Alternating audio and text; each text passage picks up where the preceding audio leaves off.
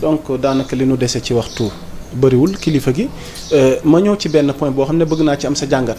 parce que ñu bëri dañu jàpp ne xanaa réew mi léegi ku bokkul ci projet bi wala ku jàppale woon projet bi maanaam bul séntu ndombal tànk quelles que soient tes compétences. donc il y a eu un cas muy bu Samba Ndiaye bi récemment il y a eu la nomination polémique de Xawa Bokar Li Ousmane Sonko génn na àdduna ci. alors ma bëgg am sa njàngat par rapport à cette situation concernant ci doxalinu dëkk bi. non là moi je pense que peut-être il y a des gens qui soulèvent ce débat parce que peut-être ñenn ñi am nañ crainte mais quand on regarde les faits. boo xoolee les nominations officielles.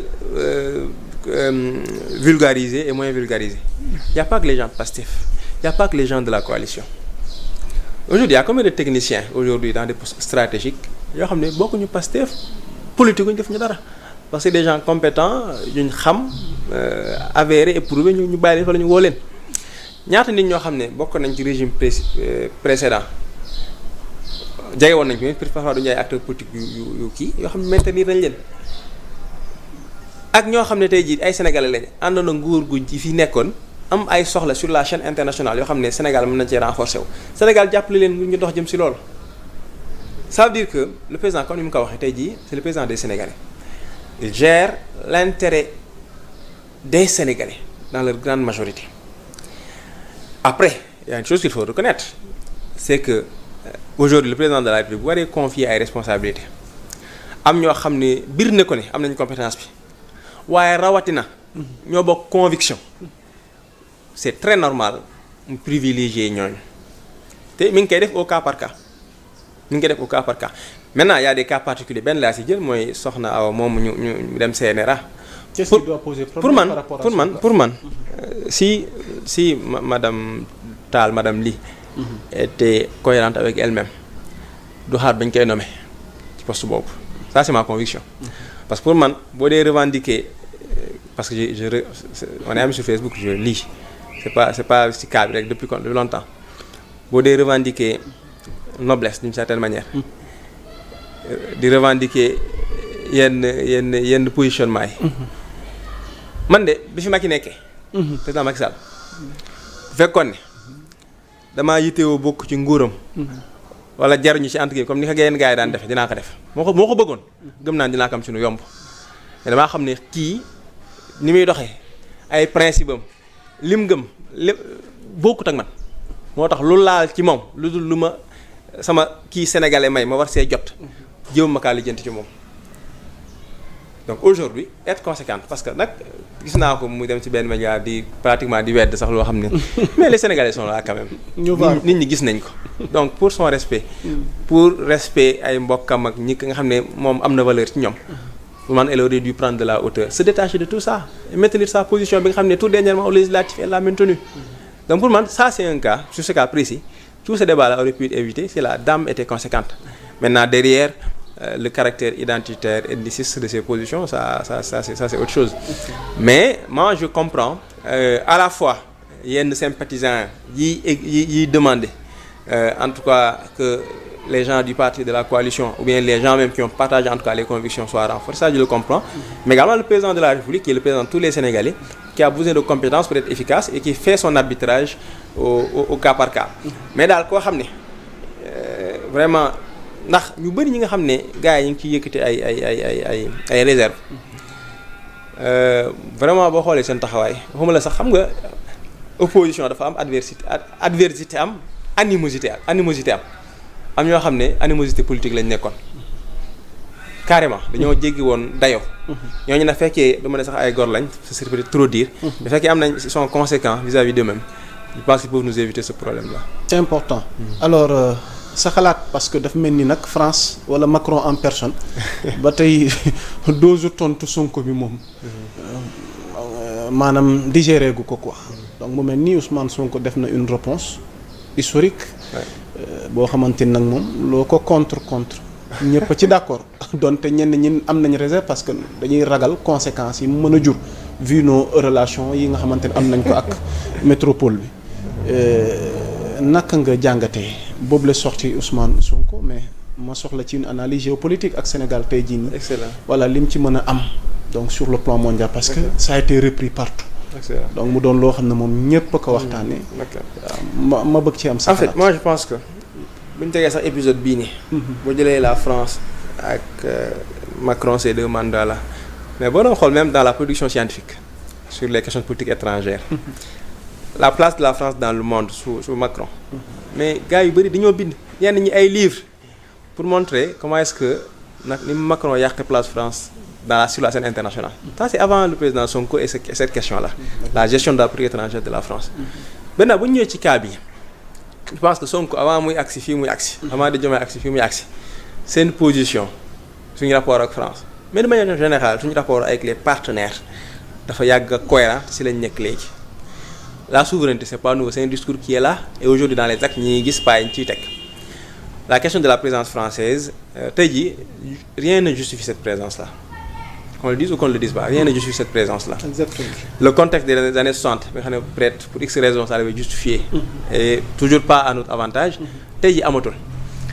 Donc c'était forcément une question de temps. Forcément une question de temps.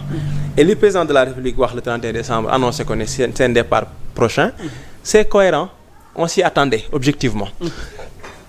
Maintenant, aujourd'hui en termes de conséquences, mais il n'y a rien de particulier. Il n'y a rien de particulier. Parce que le Sénégal, c'est un pays qui veut une prospérité en s'appuyant sur sa souveraineté avec une économie locale et endogène. Une économie endogène dynamique. Donc, les autorités, ils sont en train de prendre toutes les dispositions. Et, angle, le Sénégal se prépare à se renforcer. La France, c'est une puissance, il faut le reconnaître. C'est une puissance. Mais toutes les puissances ont des contraintes. Et la puissance, et ça c'est vraiment de manière doctrinaire, la puissance elle est relative. Elle est relative. Tey jii France am na lu ko doy ce que ci du mbara nekk. Sénégal nag le président de la République le premier ministre tant que ñi ngi soudé seen relation ak les populations par le travail par la transparence par la bonne gouvernance amul benn menace extérieure bu ñu mën a craindre particulièrement. Donc c'est être transparent avec les Sénégalais, faire preuve de bonne gouvernance, mettre l'accent sur les priorités, travailler. Deux États-Unis di keneen ku ñuy titre. Li ci des nag mooy lan le Sénégal mënut a tëju.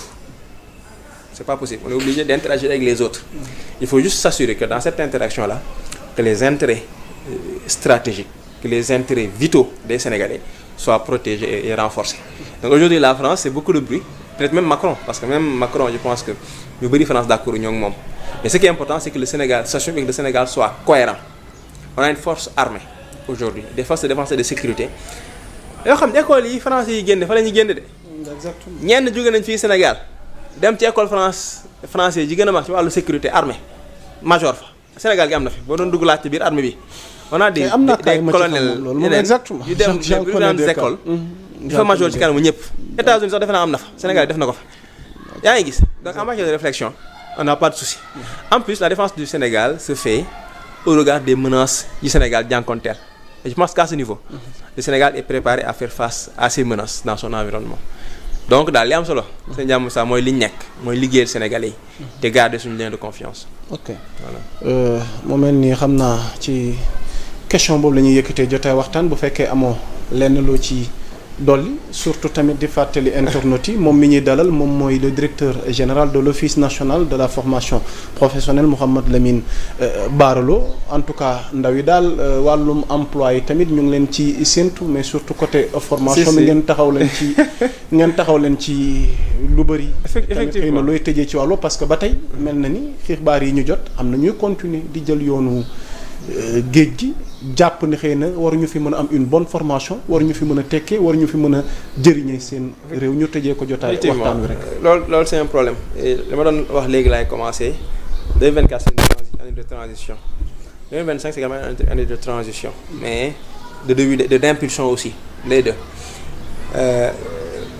la formation professionnelle dafa fondamentale moo tax président de la République jafe na conseil des ministres yàlla te tudd ko.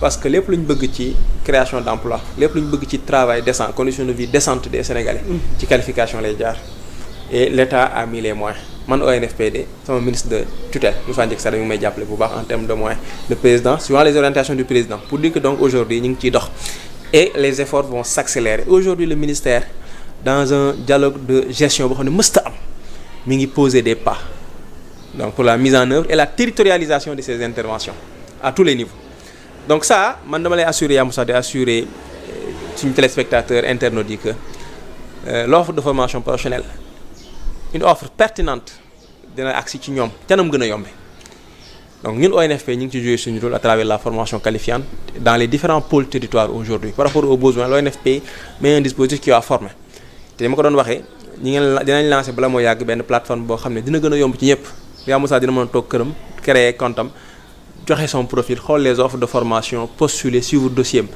jusqu'au bout tout ça c'est pour que Sénégalais xam ne lii pour ñoom la li nga xam ne mooy seen njariñ te ñenn ñi ëmpale ko ñu xamal leen ko ba recréer de l'espoir mais également recréer un cercle vertueux Sénégal la ñu am ñu leneen te Sénégalais yi def nañ yaakaar boo xam ne ci alternance bi yaakaar boobu foog mu réussir te am nañ ci yaakaar donc di la sant ci invitation bi bu baax a baax a baax a baax di sant waa Sénégal 7 di sant di nuyu tamit waa Touba Mbacké sama waa dëkk ñoo xam ne tamit jàmbaar lañ ci li fi xew lépp donc di leen sant bu baax di leen xamal ne aussi le président de la République ni mu ko fi Sénégal gi yëpp mais un accent particulier quand même sur le département de Mbacké qui est le premier département du Sénégal en termes de démographie. Il y a énormément d'actions qui vont se faire dans le département pour les renforcer dans la qualification pour les renforcer dans les opportunités économiques waaye fexe ba lépp luy xeetu xëy muy góor muy jigéen muy mag muy ndaw ci dëkk ba ñu yombal ko jàppale ko xalif général des mourides waaye defal ko ñu fa dëkk di ay citoyens te njeyoo ko donc kontaan loolu ci invitation bi ñaan yàlla ñu gisewaat ay yoon incha allah ci ay tawfeex incha allah di ko jaajëfal di jaajëfal soxna tuuti ak Babacar ca régie ba di jaajëfal coordination bi bu ma limee juum di leen wax ni le programme est en continu sur Sénégal 7 mbokki jaa ngeen jëf wa salaam